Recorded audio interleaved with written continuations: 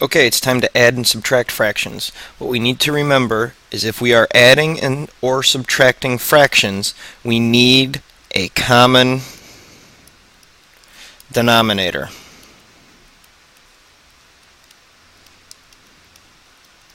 If we don't have a common denominator, we have to find one first.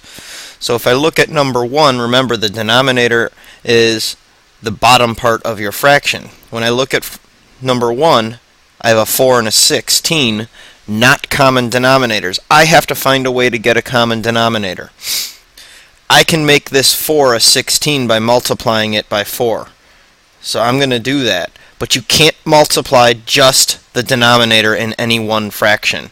If I'm going to change this denominator to 16 by multiplying it by 4, I have to multiply that numerator by the exact same value.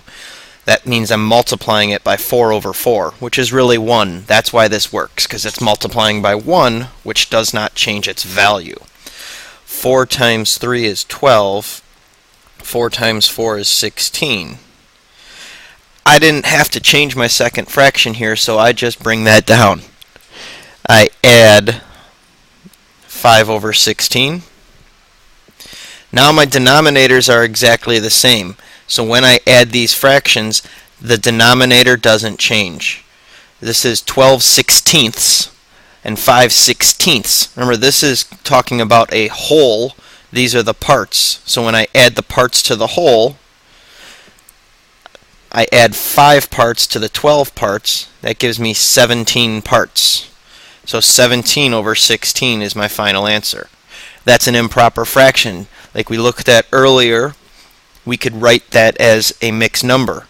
If I were to write that as a mixed number, it would be 1 and 1/16, because I'd have one whole one and then 1/16 of another one.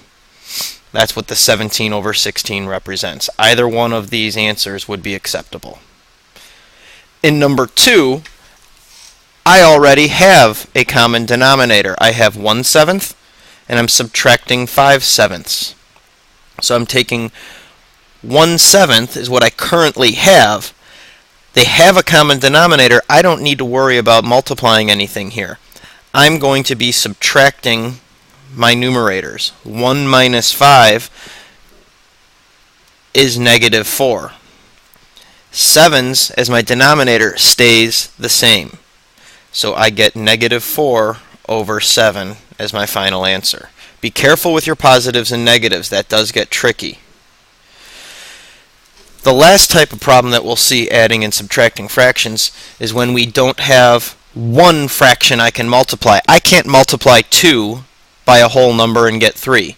I can't multiply 3 by a whole number and get 2. In these cases, we're going to have to multiply both fractions by something. The quickest and easiest way to do that is to multiply them by each other. So multiply the 2 by 3, which means, again, multiply both the top and bottom of that fraction by 3.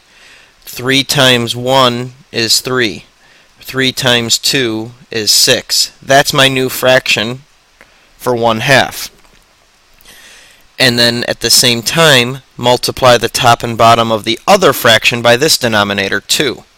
1 times 2 is 2. 3 times 2 is 6. That's going to guarantee that we get a common denominator every time. The denominator, again, is going to stay the same. And I'm going to add, in this case, because it's addition, my numerators and get 5. My new fraction would be 5/6.